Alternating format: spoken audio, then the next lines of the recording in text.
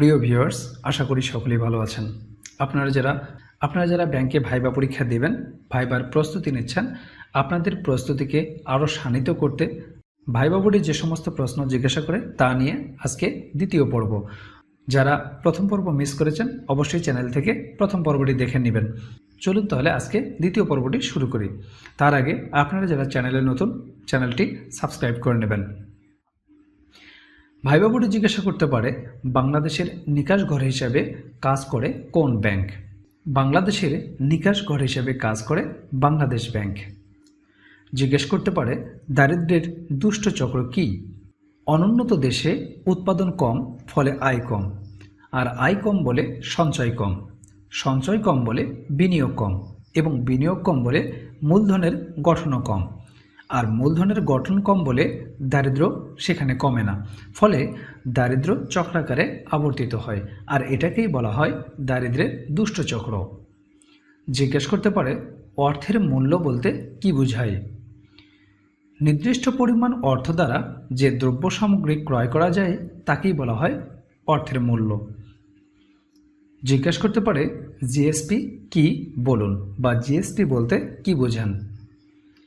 GSP এর পুনরূপ হল generalised system of preference. গ্যাট চুক্তির ফলে স্বল্পোন্নত দেশের যে পরিমাণ ক্ষতি হয়েছে তা পূরণের জন্য উন্নত দেশ কর্তৃক স্বল্পোন্নত দেশকে ক্ষতিপূরণ দেওয়ার ব্যবস্থাকে বলা হয় জিএসপি। জিজ্ঞেস করতে পারে, ব্যাংক ড্রাফট কি? কোনো ব্যাংক অন্য কোনো ব্যাংক বা নিজস্ব ব্যাংকের অন্য কোনো শাখার উপর নির্দিষ্ট পরিমাণ অর্থ প্রদান করার জন্য যে আদেশপত্র প্রদান করে থাকে তাকে বলা হয় ব্যাংক ড্রাফট। জিজ্ঞেস করতে পারে, ওভারড্রাফট বলতে কি বোঝান? ব্যাংকে গচ্ছিত জমা টাকার অতিরিক্ত টাকা উঠানোকে বলা হয় ওভারড্রাফট। ভাইবা বোর্ডে জিজ্ঞেস করতে পারে, আপনি মুদ্রাস্ফীতি নাকি মুদ্রা সংকোচন সমর্থন করেন? মুদ্রাস্ফীতি বা মুদ্রা সংকোচন কোনোটিই অর্থনীতির জন্য ভালো নয়, তবে মৃদু মুদ্রাস্ফীতি অর্থনীতির প্রবৃদ্ধির জন্য সহায়ক। মুদ্রা সংকোচনের চেয়ে মুদ্রাস্ফীতি তুলনামূলকভাবে কম খারাপ। ভাইবা বোর্ডে জিজ্ঞেস করতে পারে, মানিটারি পলিসি বলতে কি বোঝান? সার্বিক অর্থনীতির পরিস্থিতিকে নিয়ন্ত্রণের জন্য গৃহীত হয় মানিটারি পলিসি। জিডিপি গ্রোথ, মুদ্রাস্ফীতি, ব্যাংকের জমা নিয়ন্ত্রণ ইত্যাদি এর সাথে সম্পর্কিত। মূলত বিনিয়োগ বৃদ্ধি ও মুদ্রাস্ফীতি নিয়ন্ত্রণের জন্য মুদ্রানীতি গৃহীত হয়। ভাইবা বোর্ডে জিজ্ঞেস করতে পারে, what is liquidity risk and market risk in foreign exchange? এর উত্তরে আপনারা বলতে পারেন, liquidity risk is the risk of losses due to inability to make timely payment of any financial obligation to customers or counter parties in any currency. On the other hand, market risk of losses in one and off balance sheet position arising from adverse movements in market prices. জিজ্ঞেস করতে পারে, what is trademark?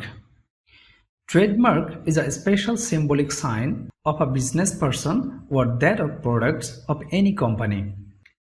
Viva বোর্ডে জিজ্ঞেস করতে পারে, কয়েকটি বিদেশি বাণিজ্যিক ব্যাংকের নাম বলুন। কয়েকটি বিদেশি বাণিজ্যিক ব্যাংক যেমন Standard Chartered bank, State bank of India, Citi bank NA ইত্যাদি। জিজ্ঞেস করতে পারে, ভারতের কেন্দ্রীয় ব্যাংকের নাম কি? ভারতের কেন্দ্রীয় ব্যাংকের নাম হচ্ছে রিজার্ভ ব্যাংক অফ ইন্ডিয়া। জিজ্ঞেস করতে পারে, বাংলাদেশ ব্যাংকের পূর্ব নাম কি? বাংলাদেশ ব্যাংকের পূর্ব নাম হচ্ছে স্টেট ব্যাংক অফ পাকিস্তান। জিজ্ঞেস করতে পারে, বাংলাদেশ ব্যাংকের কাজ সম্পর্কে বলুন। এটি খুবই কমন একটি প্রশ্ন। বাংলাদেশ ব্যাংক কেন্দ্রীয় ব্যাংক হিসেবে অর্থ ব্যবস্থাপনা সহ ব্যাংক ও আর্থিক প্রতিষ্ঠানগুলোর সার্বিক তদারকির দায়িত্ব পালন করে থাকে।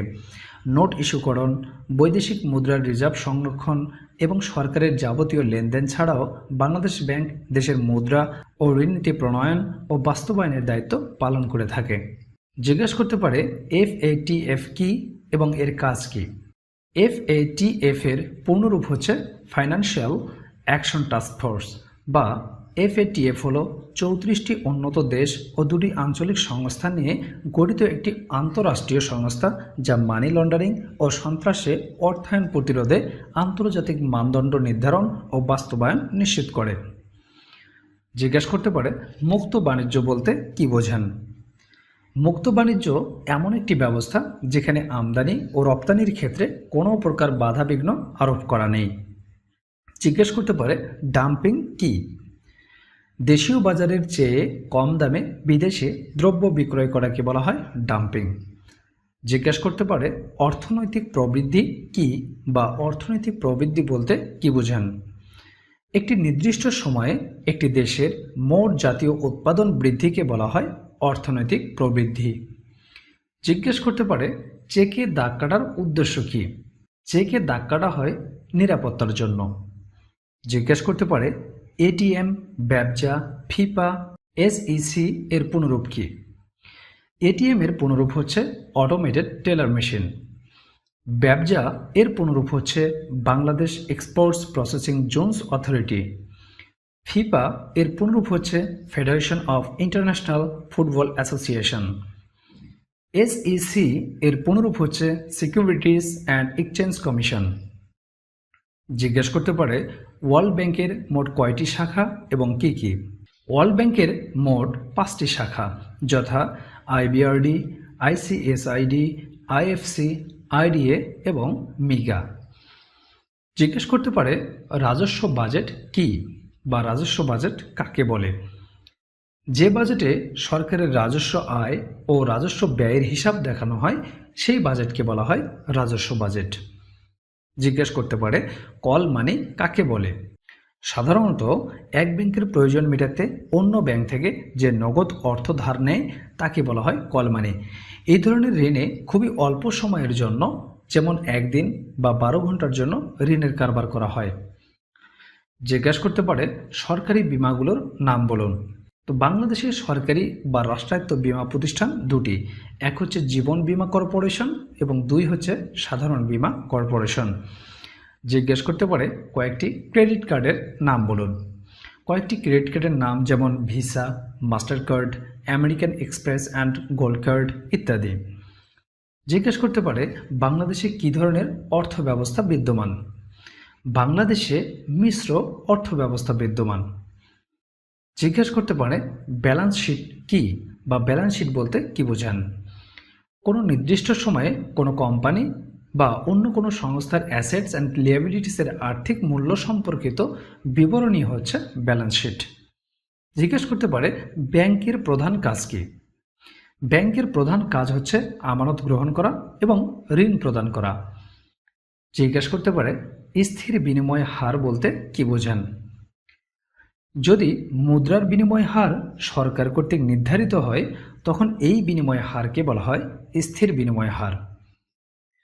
জিজ্ঞেস করতে পারে সরকার যদি বাংলাদেশ ব্যাংক থেকে ঋণ নেয় তাহলে কি সমস্যা হবে, আর বেসরকারি ব্যাংক থেকে ঋণ নিলে কি সমস্যা হবে। কেন্দ্রীয় ব্যাংক থেকে ঋণ নিলে মুদ্রাস্ফীতি বাড়বে, কারণ বাংলাদেশ ব্যাংক তো টাকা ছাপিয়ে সরকারকে ঋণ প্রদান করবে। আর সরকার যদি বেসরকারি ব্যাংক থেকে ঋণ নেয় সেক্ষেত্রে দেশে ব্যক্তিগত বিনিয়োগ কমে যাবে, কারণ সরকার টাকা নিলে ব্যক্তিগত উদ্যোক্তাগণ টাকা পাবেন না। 3 নম্বর পর্বটি পেতে চাইলে চ্যানেলটি সাবস্ক্রাইব করে পাশে থাকা বেল বাটনটি বাজিয়ে রাখুন। এতে করে 3 নম্বর পর্বটি আপলোড হওয়ার সাথে সাথে আপনার কাছে নোটিফিকেশন পৌঁছে যাবে। কথা হবে পরবর্তী ভিডিওতে। সে পর্যন্ত ভালো থাকবেন। ধন্যবাদ সবাইকে।